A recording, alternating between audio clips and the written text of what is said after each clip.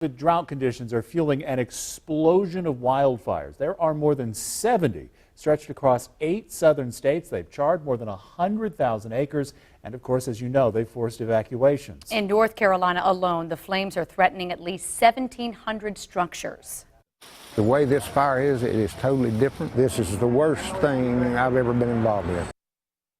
Now, as we mentioned, the dry conditions are making it especially difficult for firefighters. Nearly 40% of the southeast is facing drought with no rain in the forecast. So tonight, we're bringing you live team coverage. We'll cover the weather and its impact on the fight to put out these fires. Of course, also how crews in both Carolinas are working to keep homeowners and their property safe. We're going to start, you see, Dave Jordan in Lake Lure tonight. So, Dave, you're live with an update on the Party Rock fire. That's already burned 3,700 acres. Give us the details of what's new today. Well, Diane, what an update. We just got some new numbers in. We're told that about 4,500 acres have burned. That's up from the number you just mentioned. The fire department, however, is making some headway. We're told that the fire is 19% contained. That's up from 15%, but it is still wildly unpredictable, as we saw firsthand today.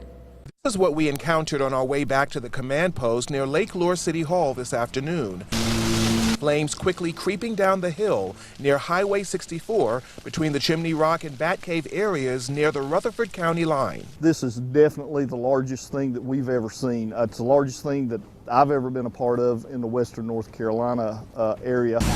Lowell Griffin is a firefighter with the Edneyville, North Carolina Fire Department. He is assigned to the Structure Prevention Program, the group in charge of making sure homes and businesses don't burn down. We've got homes basically built in the woods, so we have to take and prep these homes to make them as fire resistant as possible. That means clearing away debris from around those structures and monitoring the area. This is one of the homes saved by Griffin's crew. It was definitely threatened, but not lost. So you can see that fire came all the way around it. It's black all the way around. And as the fire shows no signs of slowing down, all crews can do tonight is hurry up and wait. We're just prepared and kind of waiting for the actual encroachment of the fire at this time.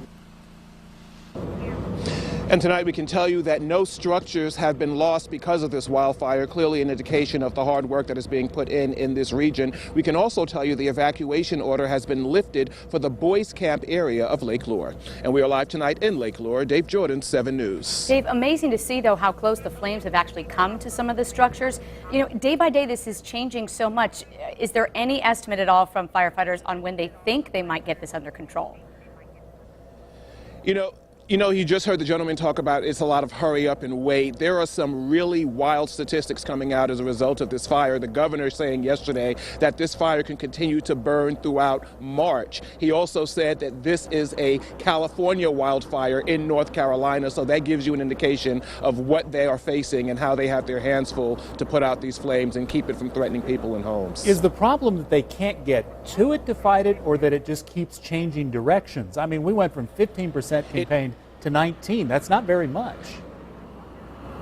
Right, that's the thing, Gordon. It keeps changing direction. You know, we've been speaking to people all day long who are working this fire. They said this is the worst fire they have dealt with because it's simply unpredictable. It passed through perimeters. It passed through fire lines. It was contained at one point, 30% contained. That went down to 15. I just reported it's up 19%. Weather, humidity, and just the fast-moving nature of this fire is what's making it difficult for them to put it out, much less contain it. All right, that's Dave Jordan live again tonight covering the fire that is not just threatening homes, it is also bearing down on people's businesses with flames fast approaching some of the state's Christmas tree farms. Mountain Boy Trees, for example, they've been in business for 4 decades, but the fires are now within 30 miles of their farm, and that puts the farm's future at risk. If a wildfire come through our trees in the field, it would probably be 12 or 15 years before we would be producing trees again. This year's crop is a lot drier than normal for a lot of reasons, so if you are getting a real tree this year, you do need to make sure it's been in water since it was cut to avoid a fire hazard inside your home. Not just the Party Rock fire either that has emergency officials sounding the alarm. Take a look at this map you see in the upstate. The Pinnacle Mountain fire is still burning, and that is where we find 7 News reporter Christine Brown monitoring the conditions for us in Pickens County. Christine. I'm not sure how well you can see the smoke behind me, but the National Guard has been targeting the mountains just behind me to put out some hot spots in this area. And officials tell us this wildfire on Pinnacle Mountain is still only about 25% contained. They say by today, it now covers more than 2,700 acres. That's why firefighters have still been going door to door to make sure that the residents that live in and around Table Rock State Park are kept informed. They say they want the neighboring homes to be prepared and have all of their essential items ready in case another evacuation is needed. They also are asking residents in this area to prepare their homes by raking leaves and any other dry material around their homes that could fuel this fire. The traffic of equipment and firemen, and it's been amazing, like 24 hours a day, nonstop. So it's just really a good feeling know that we have that type of response.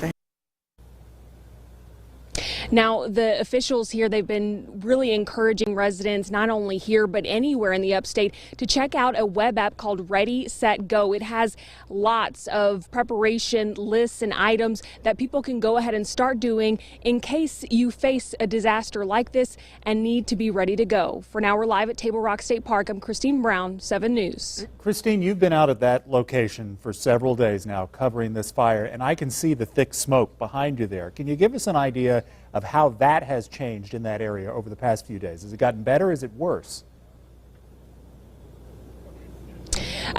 Compared to yesterday, the smoke here has been about the same. I want to say yesterday was a little bit smokier, but these past couple of days have been really smoky, mostly because they're doing those burn lines to help try to contain this wildfire here on Pinnacle Mountain. But in comparison to Saturday, whenever the smoke was just going into the air, I would say today especially, because of those burns, it's been really smoky. And you know, they're again telling people around here to be prepared for that, to watch their health and do what they can to keep it out of indoors. Back to you. We'll talk a lot about that in this newscast. Christine Brown, thank you.